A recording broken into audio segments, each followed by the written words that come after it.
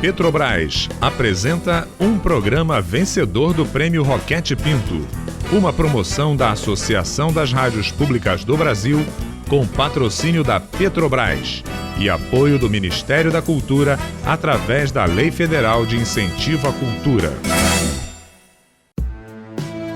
ARPUB, Associação de Rádios Públicas do Brasil, Ministério da Cultura e Petrobras apresentam Pequenas Histórias Machadianas, contos consagrados de Machado de Assis, vivos na voz. Realização: Universidade Federal de Ouro Preto e Fundação Educativa Rádio e TV Ouro Preto. Produção Rádio FOP Educativa.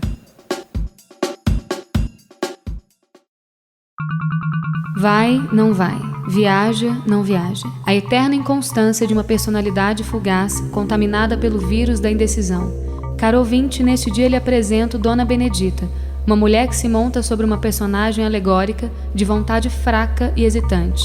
Se não conheces a veleidade, precisa conhecer Dona Benedita. Um retrato, capítulo 1. A coisa mais árdua do mundo depois do ofício de governar seria dizer a idade exata de Dona Benedita. Uns davam-lhe 40 anos, outros 45, alguns 36. Mas se alguma coisa admira é que houvesse suposições neste negócio quando bastava interrogá-la para saber a verdade verdadeira. Dona Benedita fez 42 anos no domingo, 19 de setembro de 1869. São 6 horas da tarde. A mesa da família está ladeada de parentes e amigos, em número de 20 ou 25 pessoas. Vêem-se ali à mesa uma moça e um rapaz, seus filhos. Este é, de certo, no tamanho e nas maneiras, um tanto menino, mas a moça, Eulália, contando 18 anos, parece ter 21, tal é a severidade dos modos e das feições. Dona Benedita fala como as suas visitas, mas não fala para todas, senão para uma que está sentada ao pé dela. Essa é uma senhora gorda, simpática, muito risonha, mãe de um bacharel de 22 anos, o Leandrinho, que está sentado defronte delas. Dona Benedita não se contenta de falar à senhora gorda, tem uma das mãos desta entre as suas, e não se contenta de lhe ter presa a mão, fita-lhe uns olhos namorados, vivamente namorados. Não os fita, note-se bem, de um modo persistente e longo, mas inquieto, miúdo, repetido, instantâneo. Em todo caso, há muita ternura naquele gesto. E dado que não a houvesse, não se perderia nada, porque Dona Benedita repete com a boca a Dona Maria dos Anjos tudo o que com os olhos lhe tem dito, que está encantada, que considera uma fortuna conhecê-la, que é muito simpática, muito digna, que traz o coração nos olhos, etc, etc, etc.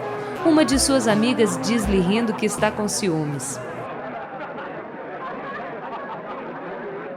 Que rebente! E voltando-se para outra: Não acha? Ninguém deve meter-se com a nossa vida. O peru está comido. Dona Maria dos Anjos faz um sinal ao filho. Este levanta-se e pede que o acompanhem em um brinde. Meus senhores, bebamos a alguém que está longe, muito longe, no espaço, mas perto, muito perto, no coração de sua digna esposa. Bebamos ao ilustre desembargador Proença. A assembleia não correspondeu vivamente ao brinde, e para compreendê-lo basta ver o rosto triste da dona da casa. Os parentes e os mais íntimos disseram baixinho entre si que o Leandrinho fora estouvado. Enfim, bebeu-se, mas sem estrépito. Ao que parece, para não avivar a dor de Dona Benedita. Vã precaução! Dona Benedita, não podendo conter-se, deixou rebentarem-lhe as lágrimas, levantou-se da mesa, retirou-se da sala. Dona Maria dos Anjos acompanhou-a. Sucedeu um silêncio mortal entre os convivas. Eulália pediu a todos que continuassem, que a mãe voltava já. O Leandrinho, consternado, pediu desculpa a Eulália. Um sujeito ao lado dele explicou-lhe que Dona Benedita não podia ouvir falar do marido sem receber um golpe no coração e chorar logo. O cônego disse-me que ele foi para o Pará há uns 2 anos. 2 anos e meio. Foi nomeado desembargador pelo Ministério Zacarias. Ele queria a relação de São Paulo, mas não pôde ser e aceitou a do Pará. Não voltou mais? Não voltou. Dona Benedita naturalmente tem medo de embarcar? Creio que não. Já foi uma vez à Europa. Se bem me lembro, ela ficou para arranjar alguns negócios de família, mas foi ficando e agora... Mas era muito melhor ter ido, em vez de padecer assim. Conhece o marido? Conheço. Um homem muito distinto e ainda moço, forte. Não terá mais de 45 anos. Alto, barbado, bonito. Aqui há tempos disse-se que ele não teimava com a mulher, porque estava lá de amores com uma viúva. E houve até quem viesse contá-lo a ela mesma. Imagine como a pobre senhora ficou. Chorou a noite inteira. No dia seguinte não quis almoçar. E deu todas as ordens para seguir no primeiro vapor. Mas não foi? Não foi. Desfez a viagem daí a 3 dias. Dona Benedita voltou nesse momento pelo braço de Dona Maria dos Anjos. Trazia um sorriso envergonhado. Pediu desculpa da interrupção e sentou-se com a recente amiga ao lado, agradecendo os cuidados que lhe deu, pegando-lhe outra vez na mão.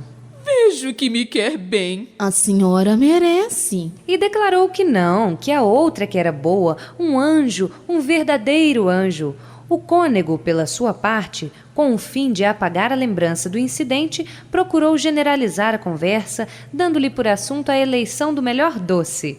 Um dos convivas, o Leandrinho, autor do brinde, dizia com os olhos, não com a boca, e dizia-o de um modo astucioso que o melhor doce eram as faces de Eulália, um doce moreno, corado, dito que a mãe dele interiormente aprovava e que a mãe dela não podia ver, tão entregue estava à contemplação da recente amiga.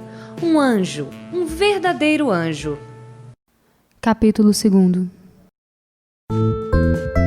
Dona Benedita levantou-se no dia seguinte com a ideia de escrever uma carta ao marido, uma longa carta em que lhe narrasse a festa da véspera, nomeasse os convivas e os pratos, descrevesse a recepção noturna e, principalmente, desse notícia das novas relações com Dona Maria dos Anjos. A mala fechava-se às 2 da tarde. Dona Benedita acordara às 9 e, não morando muito longe, levaria a carta ao correio muito a tempo. Convido o ouvinte a observar-lhe as feições. Vê que não lhe dou Vênus, também não lhe dou Medusa.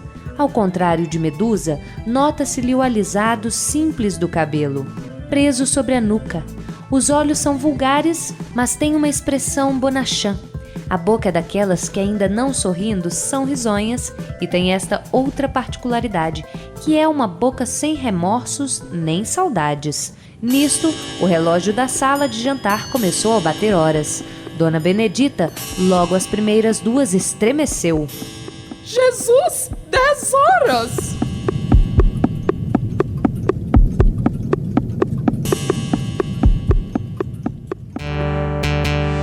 Meu ingrato marido, você lembrou-se ontem de mim?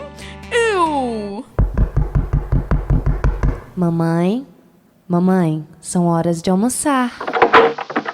Meu Deus, que dorminhoca! O almoço está pronto? Há que séculos! Mas eu tinha dito que hoje o almoço era mais tarde. Estava escrevendo a teu pai. Olhou alguns instantes para a filha como desejosa de lhe dizer alguma coisa grave, ao menos difícil, tal era a expressão indecisa e séria dos olhos, mas não chegou a dizer nada. Mãe, filha e filho almoçaram. Deixemos o filho que nos não importa, um pirralho de 12 anos que parece ter 8, tão mofino é ele. Eulália interessa-nos, não só pelo que vimos de relance no capítulo passado, como porque, ouvindo a mãe falar em Dona Maria dos Anjos e no Leandrinho, ficou muito séria e talvez um pouco amuada. Eram 11 horas menos um quarto. Dona Benedita conversou com a filha até depois do meio-dia, para ter tempo de descansar o almoço e escrever a carta. Sabem que a mala fecha às 2 horas. De fato, alguns minutos, poucos, depois do meio-dia, Dona Benedita disse à filha que fosse estudar piano porque ela ia acabar a carta. Saiu da sala. Eulália foi à janela, relanceou a vista pelo campo E se lhes disser que com uma pontazinha de tristeza nos olhos, podem crer que é a pura verdade. Não era, todavia, a tristeza dos débeis ou dos indecisos, era a tristeza dos resolutos, a quem dói de antemão um ato pela mortificação que há de trazer a outros, e que, não obstante, juram a si mesmos praticá-lo e praticam. Isto acaba.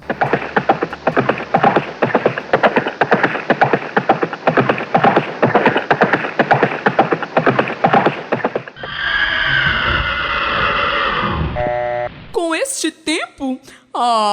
Isto é que é querer bem a gente. Vim sem esperar pela sua visita, só para mostrar que não gosto de cerimônias e que entre nós deve haver a maior liberdade. Estava agora mesmo escrevendo seu nome. Sim? Estou escrevendo a meu marido e falo da senhora. Não lhe repito que escrevi, mas imagine que falei muito mal da senhora, que era antipática, insuportável, maçante, aborrecida. Imagine. Imagino. Pode acrescentar que, apesar de ser tudo isso e mais alguma coisa, apresento-lhe os meus respeitos. Como ela tem graça para dizer as coisas. Comentou Dona Benedita olhando para a filha. Eulália sorriu sem convicção. Sentada na cadeira fronteira à mãe, Eulália dava à conversação das duas a soma de atenção que a cortesia lhe impunha, e nada mais. Chegava a parecer aborrecida. Cada sorriso que lhe abria a boca era de um amarelo pálido, um sorriso de favor. Já? Dona Maria dos Anjos explicou que tinha de ir a outras visitas, mas foi obrigada a ficar ainda alguns minutos a pedido da amiga. Mas a mãe do Leandrinho estava tão contente. Quinta-feira. Que quer que eu lhe faça se não for? Há de ser um castigo bem forte. Bem forte? Não me fale mais. Não falte, ouviu? Quinta-feira.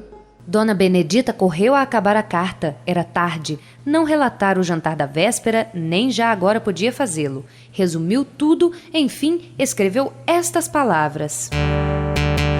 O cônego roxo falou-me de casar Eulália com o filho de Dona Maria dos Anjos. É um moço formado em direito este ano, é conservador e espera uma promotoria. Eu acho que o casamento é o melhor possível. O doutor Leandrinho, é o nome dele, é muito bem educado, fez um brinde a você cheio de palavras tão bonitas que eu chorei. Eu não sei se Eulália quererá ou não. Desconfio de outro sujeito que outro dia esteve conosco nas Laranjeiras. Mas você o que pensa? Devo limitar-me a aconselhá-la ou impor-lhe a nossa vontade? Eu acho que devo usar um pouco da minha autoridade, mas não quero fazer nada sem que você me diga. O melhor seria se você viesse cá. Acabou e fechou a carta. Eulália entrou nessa ocasião. Ela deu-lhe para mandar sem demora ao correio, e a filha saiu com a carta sem saber que tratava dela e do seu futuro. Capítulo 3. Dona Benedita ama os romances, é natural, e adora os romances bonitos, é naturalíssimo. Não admira que esqueça tudo para ler este, tudo até a lição de piano da filha, cujo professor chegou e saiu sem que ela fosse à sala. Eulália despediu-se do professor, depois foi ao gabinete, abriu a porta, caminhou pé ante pé até o sofá e acordou a mãe com um beijo. Dorminhoca. Ainda chove? Não, senhora. Agora parou. A carta foi? Foi. Aposto que mamãe esqueceu-se de dar lembranças a papai. Pois olhe, eu não me esqueço nunca. Nesse momento vieram trazer uma carta a Dona Benedita. Era do cônego roxo, que mandava perguntar se estavam em casa naquele dia. Pois não, estamos em casa. Venha, pode vir. Eulália escreveu o bilhetinho de resposta. Daí a 3/4 de hora fazia o cônego a sua entrada na sala de Dona Benedita. Naquele dia, a ideia de ir jantar com elas era antes um pretexto. O cônego queria tratar o negócio diretamente com a filha do desembargador. Eulália, ou porque a pessoa do cônego lhe lembrasse o Leandrinho, ficou logo preocupada, aborrecida. Mas, preocupada ou aborrecida, não quer dizer triste ou desconsolada. Era resoluta, tinha têmpera, podia resistir e resistiu, declarando ao cônego, quando ele naquela noite lhe falou do Leandrinho, que absolutamente não queria casar. Palavra de moça bonita. Palavra de moça feia. Mas por quê? Porque não quero. E se mamãe quiser? Não quero eu. Mal. Isso não é bonito, Eulália. Já disse tudo. Não quer? Não. O desconsolo do bom cônego era profundo e sincero. Queria casá-la bem e não achava melhor noivo. Quando referiu tudo a Dona Benedita, esta ficou assombrada com os termos da recusa, mas tornou logo a si e declarou ao padre que a filha não tinha vontade, faria o que ela quisesse e ela queria o casamento. Já agora nem espero resposta do pai. Declaro-lhe que ela há de casar. Quinta-feira vou jantar com Dona Maria dos Anjos e combinaremos as coisas. Devo dizer-lhe que Dona Maria dos Anjos não deseja que se faça nada à força. Qual força? Não é preciso força. Em todo caso, não violentaremos qualquer outra afeição que ela possa ter. Dona Benedita não respondeu nada, mas consigo, no mais fundo de si mesma, jurou que, houvesse o que houvesse, acontecesse o que acontecesse, a filha seria nora de Dona Maria dos Anjos. E ainda consigo, depois de sair o cônego, tinha que ver um tico de gente com fumaças de governar a casa. A quinta-feira raiou. Dona Benedita afagara muito a ideia de haver abatida, carrancuda e gastar uma certa soma de imaginação em compor os seus modos, delinear os seus atos, ostentar energia e força. E nada, em vez de uma filha rebelde, uma criatura gárrula e submissa. Era começar mal o dia, era sair aparelhada para destruir uma fortaleza e dar com uma cidade aberta, pacífica, hospedeira, que lhe pedia o favor de entrar e partir o pão da alegria e da concórdia. Era começar o dia muito mal. A segunda causa do tédio de Dona Benedita foi um ameaço de enxaqueca às 3 horas da tarde.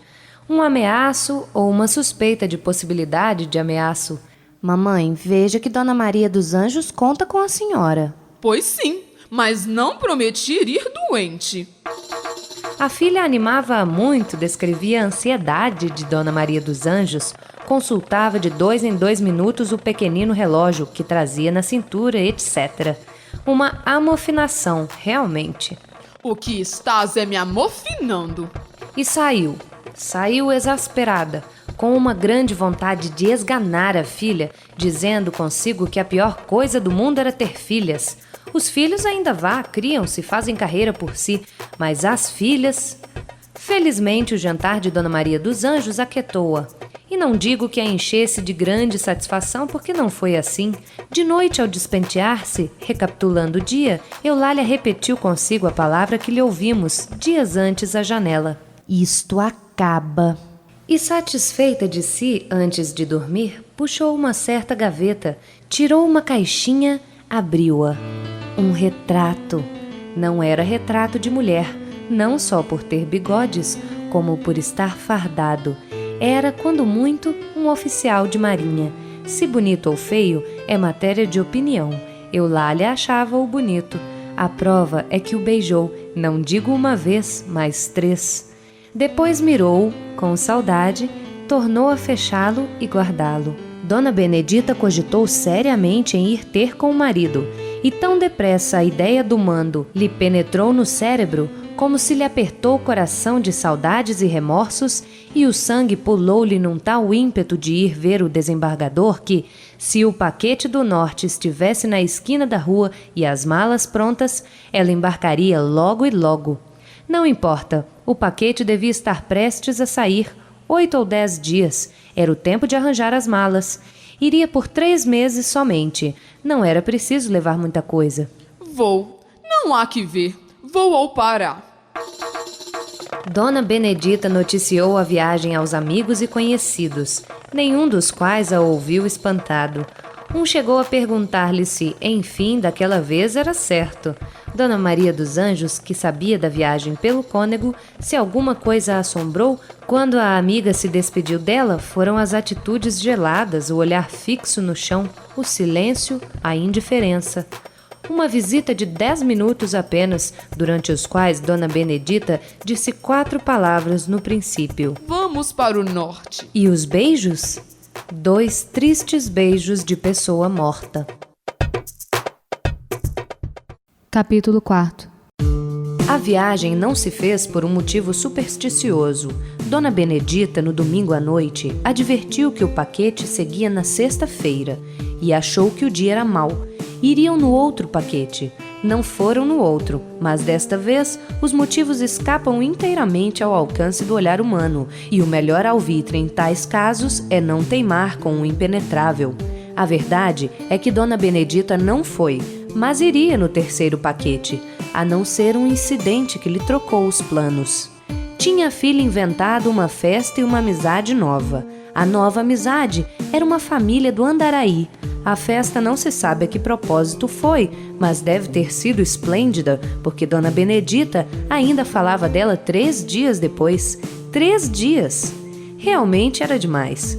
Quanto à família, era impossível ser mais amável. Ao menos, a impressão que deixou na alma de Dona Benedita foi intensíssima. Uso este superlativo porque ela mesma o empregou. É um documento humano. Aquela gente, deixou-me uma impressão intensíssima.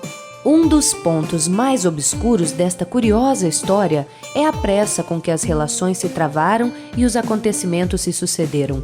Por exemplo, uma das pessoas que estiveram em Andaraí com Dona Benedita foi o oficial de marinha retratado no cartão particular de Eulália, primeiro-tenente Mascarenhas, que o conselheiro Beltrão proclamou futuro almirante. Vede, porém, a perfídia do oficial, vinha fardado, e Dona Benedita, que amava os espetáculos novos, achou-o tão distinto, tão bonito, entre os outros moços à paisana, que o preferiu a todos e lhe o disse. O oficial agradeceu comovido. Ela ofereceu-lhe a casa, ele pediu-lhe licença para fazer uma visita. Uma visita? Vá jantar conosco! Olhe, vá amanhã! Mascarenhas foi e foi mais cedo. Dona Benedita falou-lhe da vida do mar. Ele pediu-lhe a filha em casamento. Dona Benedita ficou sem voz, pasmada. Dona Benedita voltou do pasmo e respondeu que sim, que Eulália era sua. Mascarenhas pegou-lhe na mão e beijou-a filialmente. Mas o desembargador? O desembargador concordará comigo. Tudo andou assim depressa. Certidões passadas, banhos corridos, marcou-se o dia do casamento. Seria 24 horas depois de recebida a resposta do desembargador. Que alegria da boa mãe! Ao contrário de todos os noivos, este não as importunava. Não jantava todos os dias com elas, segundo lhe pedia a dona da casa. Jantava aos domingos e visitava-as uma vez por semana. Matava as saudades por meio de cartas que eram contínuas, longas e secretas, como no tempo do namoro. Uma pérola! Uma pérola! É um bonito rapaz? Não é? De truz. A mesma coisa repetia ao marido nas cartas que lhe mandava antes e depois de receber a resposta da primeira. A resposta veio. O desembargador deu o seu consentimento, acrescentando que lhe doía muito não poder vir assistir às bodas, por achar-se um tanto adoentado, mas abençoava de longe os filhos e pedia o retrato do genro. Cumpriu-se o acordo à risca. 24 horas depois de recebida a resposta do Pará, efetuou-se o casamento, que foi uma festa admirável, esplêndida no dizer de Dona Benedita, quando a contou a algumas amigas. Oficiou o cônego roxo, e claro é que Dona Maria dos Anjos não esteve presente, e menos ainda o filho. Ela esperou, note-se, até a última hora um bilhete de participação, um convite, uma visita, embora se abstivesse de comparecer, mas não recebeu nada. Estava atônita. Revolvia a memória a ver se descobria alguma inadvertência sua que pudesse explicar a frieza das relações. Não achando nada, supôs alguma intriga, e supôs mal, pois foi um simples esquecimento. Mas a fortuna é caprichosa. 15 dias depois do casamento, chegou a notícia do óbito do desembargador. 5 meses depois, o genro começava a parecer-lhe insuportável com a sua excessiva disciplina, com as suas teimas, impertinências, etc. Felizmente, o governo lembrou-se de o mandar ao sul, Eulália, grávida, ficou com a mãe. Foi por esse tempo que um negociante viúvo teve ideia de cortejar Dona Benedita. O primeiro ano da viuvez estava passado. Dona Benedita acolheu a ideia com muita simpatia, embora sem alvoroço. Não casou. O genro tornou do sul, a filha deu à luz um menino robusto e lindo, que foi a paixão da avó durante os primeiros meses. Uma companhia lírica, adventícia, sacudiu-lhe o torpor e restituiu-a à sociedade. A sociedade incutiu-lhe outra vez a ideia do casamento e apontou-lhe logo um pretendente, desta vez um advogado também viúvo. Casarei? Não casarei. Uma noite, volvendo Dona Benedita este problema à janela da casa de Botafogo para onde se mudara desde alguns meses, viu um singular espetáculo. Primeiramente, uma claridade opaca, espécie de luz coada por um vidro fosco, vestia o espaço da enseada, fronteira à janela. A figura veio até o peitoril da janela de Dona Benedita e, de um gesto sonolento, com uma voz de criança, disse-lhe estas palavras sem sentido: Casa, não casarás. Se casas, casarás, não casarás. E casas, casando. Dona Benedita ficou aterrada, sem poder mexer-se, mas ainda teve a força de perguntar à figura quem era. A figura achou um princípio de riso, mas perdeu-o logo. Depois respondeu que era a fada que presidira ao nascimento de Dona Benedita. Meu nome é Veleidade. Dispersou-se na noite e no silêncio.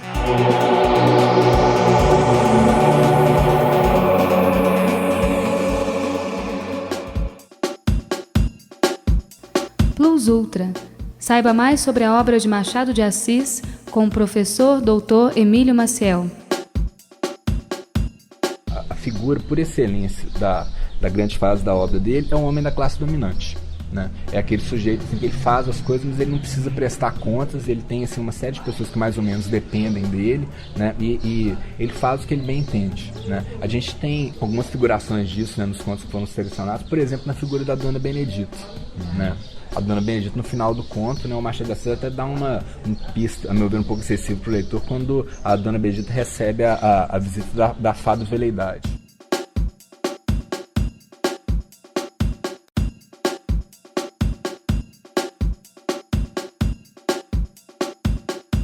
É uma das grandes razões da força, né, da narrativa machadiana. Esse jogo perpétuo com a sutileza, né? Ao invés do Machado de Assis, do narrador, ele dizer uma coisa de maneira definitiva, ele indefine essa coisa, né? Ele deixa essa coisa meio imprecisa, né? Então, assim, ele joga essa responsabilidade pro leitor, né? O próprio leitor é que vai ter, então, que jogar as projeções dele, né? E aí o leitor vai, assim, lendo num esquema assim, meio de tentativa e erro, né? Porque muitas vezes também o Machado de Assis ele se delicia em ser incompreendido, em nos dar pistas falsas, né? Em jogar com uma série de clichês que ele sabe que são moeda corrente. Então, assim, é uma pedagogia que aponta para um desamparo no final. O Machado de Assis talvez seja o crítico mais implacável que a classe dominante já teve, né? Só que é uma crítica que ela se enuncia de viés. Então, assim, tem uma acidez.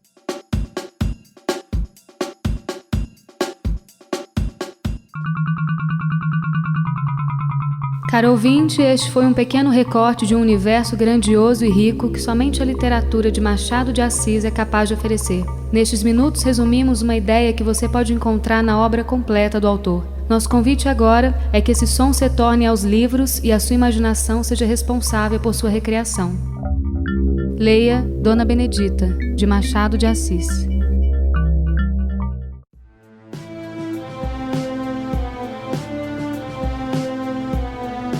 Pequenas Histórias Machadianas. Programa contemplado com o Prêmio Roquete Pinto de Incentivo à Produção Radiofônica, apresentado pela ARPUB, Associação de Rádios Públicas do Brasil e Ministério da Cultura. Patrocínio Petrobras. Produção Rádio FOP Educativa. Realização Universidade Federal de Ouro Preto e Fundação Educativa Rádio e TV Ouro Preto.